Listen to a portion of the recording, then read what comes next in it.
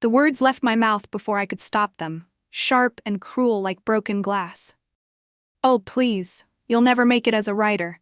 You can barely string 2 sentences together in your emails." The dinner party fell silent. 6 faces turned toward me, forks frozen midway to mouths. But I only saw Marcus's expression, the way his features crumpled before hardening into something I'd never seen before. My husband of 12 years pushed back from the table, his chair scraping against our dining room floor with a sound that reminded me of chalk screeching across a blackboard, a sound I'd grown accustomed to in my 15 years teaching high school English. "Marcus, I didn't mean," I started, but he was already walking away. Our best friends, Tom and Sarah, exchanged uncomfortable glances. Sarah's new boyfriend, Keith, studied his plate intently.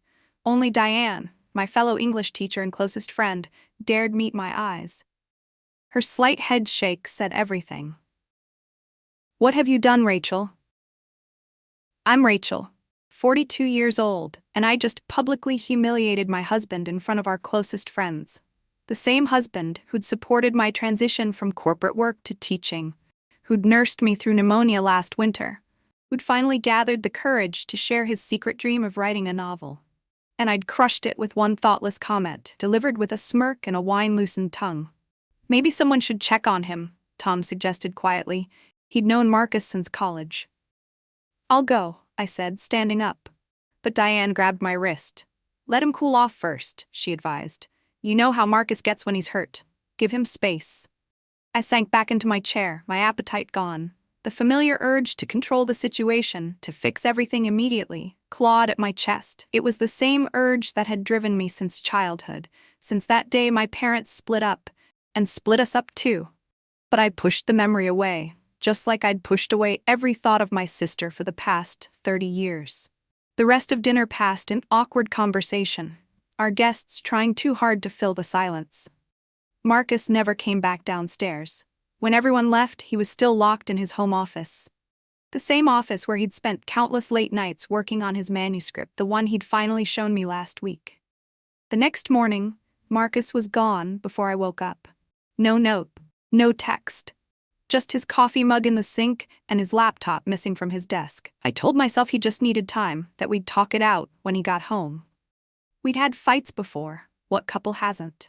But as I got ready for first period, his expression from last night kept haunting me. My sophomore English class was discussing The Telltale Heart, and the irony wasn't lost on me as I listened to them debate guilt and conscience. One student, Emma, raised her hand.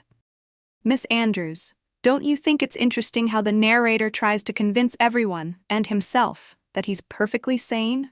But the more he tries to control the narrative, the more we see how unstable he really is." I felt a chill run down my spine. Yes, Emma, sometimes the harder we try to maintain control, the more things spiral away from us. During lunch, Diane cornered me in my classroom. "Want to talk about it?" "Nothing to talk about," I said, grading papers with more force than necessary.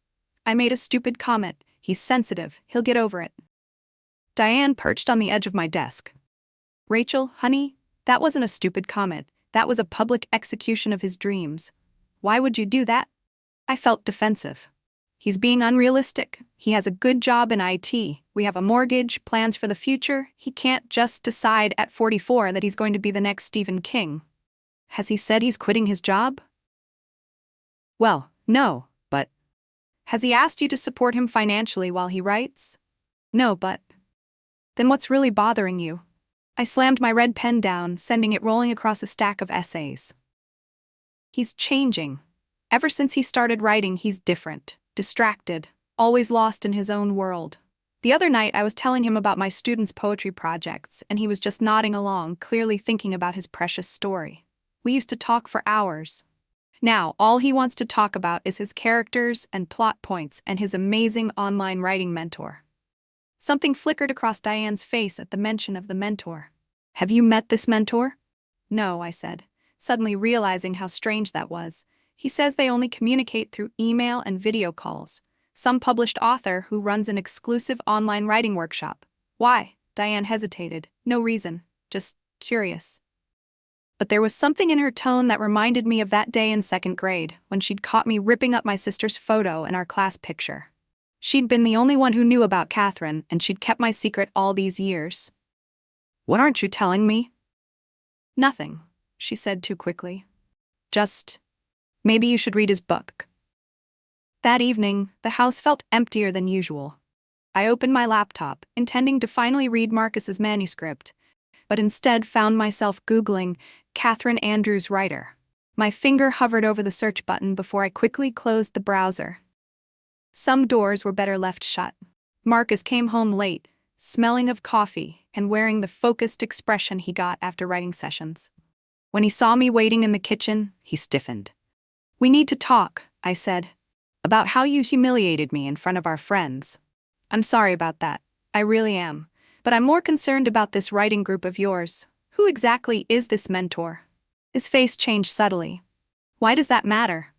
"Because you spend hours talking to someone I've never met, sharing stories I've never read, and coming home with this look like you've found something better than what we have." "Maybe I have," he said quietly. "At least they believe in me." "They? I thought you had one mentor." He looked away. "The group. I meant the group believes in me." But I'd been teaching teenagers long enough to recognize a lie. "Who is she, Marcus?" His head snapped up. "What makes you think?" "Because I know that look. It's the same one Tommy Martinez gets when he's writing love notes to Sarah Chen in my third period instead of analyzing Shakespeare." "You're being ridiculous. And the fact that you're comparing me to your students shows exactly why we're having problems." "Then let me meet her. This amazing mentor who's transformed your writing. She doesn't do in-person meetings. Convenient." He ran his hands through his hair in frustration. "This is exactly why I didn't tell you about the writing group sooner. You turn everything into an interrogation. Just like you did with the photography classes, the blog, everything that doesn't fit into your perfectly controlled world." "My perfectly controlled world is falling apart," I snapped. "My husband is pulling away, spending hours with some mystery woman." "She's not just some woman," he shouted, then immediately looked like he wished he could take the words back. The silence that followed was deafening. In 15 years of teaching, I'd learned that silence often revealed more than words. And this silence was screaming secrets. "What's her name?" I asked, my voice barely a whisper. "Rachel, don't!"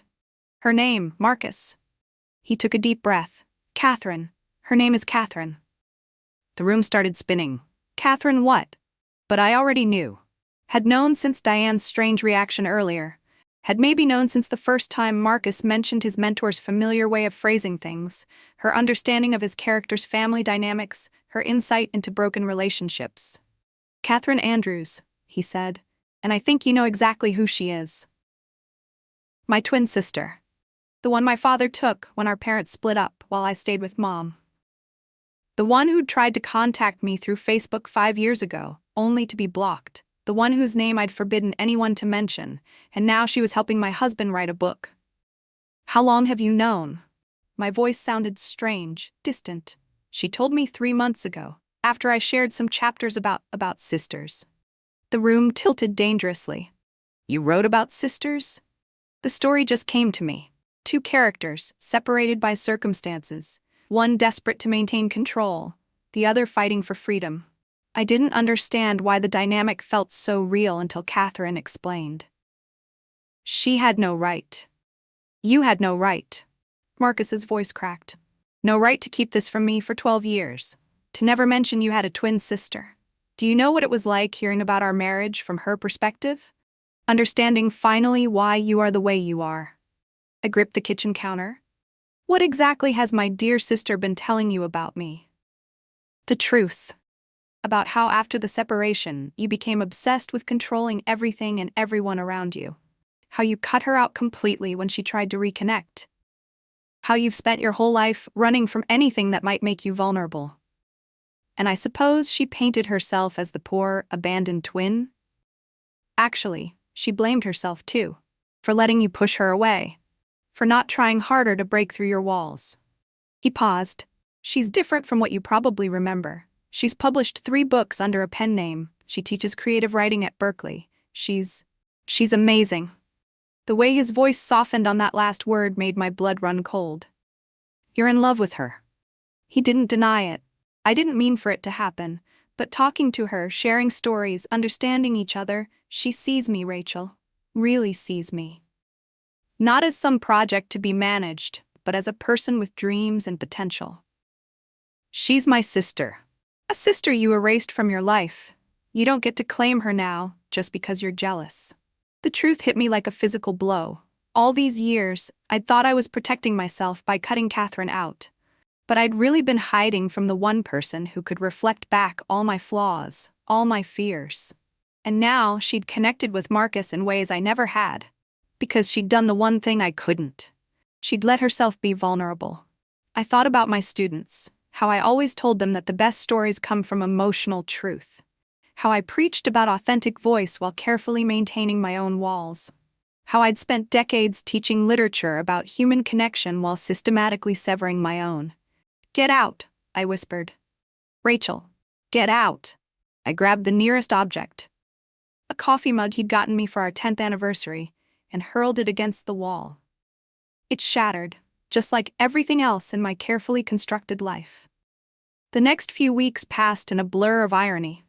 I taught Wuthering Heights to my seniors, discussing themes of betrayal and destructive love, while my own life mirrored a modern Gothic novel. My students noticed the change in me. No more rigid deadlines, no more perfect lesson plans.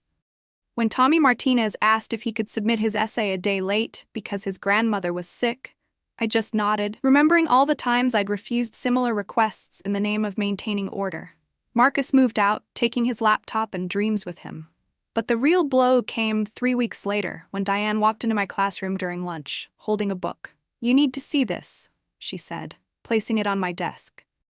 The cover showed 2 girls on a swing set, their faces turned away. The author's name was C.A. Waters, Catherine Andrews Waters, I realized. My sister had married. The title read, "Mirror Image, a novel about sisters, secrets, and second chances." "It's about you," Diane said softly. "Both of you." I opened the book with trembling hands. The dedication page read, "To R, who taught me that sometimes letting go is the only way to hold on, and to M, who helped me find my voice again." "There's more," Diane said. "They're getting married." I looked up sharply. "Marcus and Catherine?" "They filed for a marriage license last week. Sarah saw it in the county records while processing some paperwork for her law firm."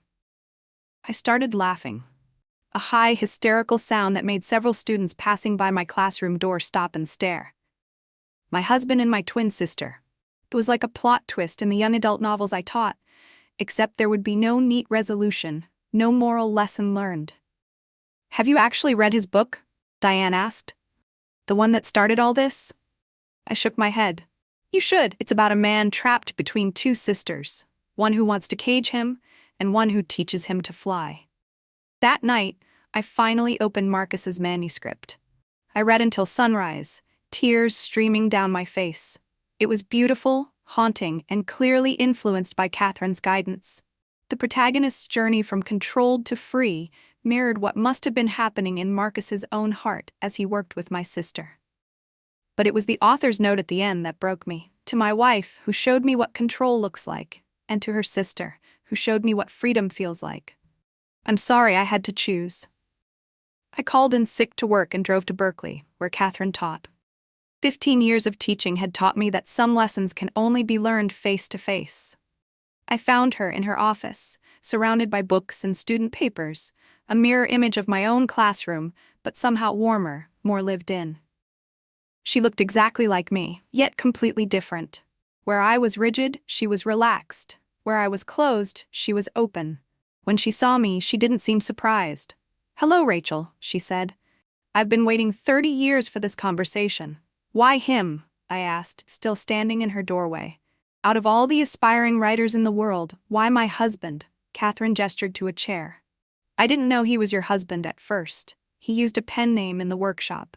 But when I read his story about the controlling wife," she shrugged, "I recognized you in every word. So you decided to steal him?" "No, Rachel, you pushed him away. Just like you pushed me away. Just like you push away anyone who threatens your need for control." She pulled out a folder. "Look at these." Inside were dozens of letters, emails, cards, all from her to me, spanning decades. All returned unopened or unanswered. "I never stopped trying to reach you," she said. Even after you blocked me on Facebook, I kept writing. I sent letters to your school, but you must have thrown them away. Because I didn't need you. The words echoed in her small office. I built my life without you. I became successful without you. Did you? Because from where I sit, you built a cage and called it success. She leaned forward. Do you know what Marcus said when he found out who I was? He said, now I understand why Rachel flinches every time she sees her reflection. The truth of it hit me like a physical blow. Every mirror was a reminder of what I'd lost, what I'd pushed away. Every reflection showed the face of the sister I'd abandoned. We're getting married next month, Catherine said gently. I know it's fast and I know it's complicated, but he loves me, Rachel, not because I'm your twin, but because I'm everything you wouldn't let yourself be. Free, I whispered. Yes. 6 months later, I sat in the back row of a bookstore, watching Marcus and Catherine do their first joint reading from their collaborative novel. The small space was packed, mostly with their friends and Catherine's students, but some of mine too. Emma, my sophomore student, had dragged her entire creative writing club to see Miss Andrews' twin sister, the famous author. They looked happy together, finishing each other's sentences as they explained how they'd merged their stories into one. Catherine's established pen name had opened doors that Marcus's work deserved to walk through. They were already working on another book together, this one about healing and forgiveness. As for me, I'd started therapy, learning to recognize that my need for control had stemmed from that childhood split. I'd loosened up in my teaching, allowing more creative assignments and fewer rigid rules. And last week, I'd started writing my own story, not for publication, but for healing. When they finished reading, Catherine found me in the crowd. For a moment, we just looked at each other, mirror images who'd chosen different paths. Then she smiled. Not the careful, guarded smile I practiced in the mirror, but a real one, warm and free. Thank you for coming, she said later, as I stood in line to get their book signed. Thank you for showing me who I could have been, I replied. Marcus and Catherine signed my copy together. They wrote, to Rachel, who taught us both that sometimes the most loving thing you can do is let go. May you find your own story. Walking home that evening, I held the book close and smiled through my tears. Sometimes the most twisted path leads us exactly where we need to be. I'd lost my husband to my twin sister, yes, but in the process, I might have finally found myself. And maybe, just maybe, I'd found my sister too.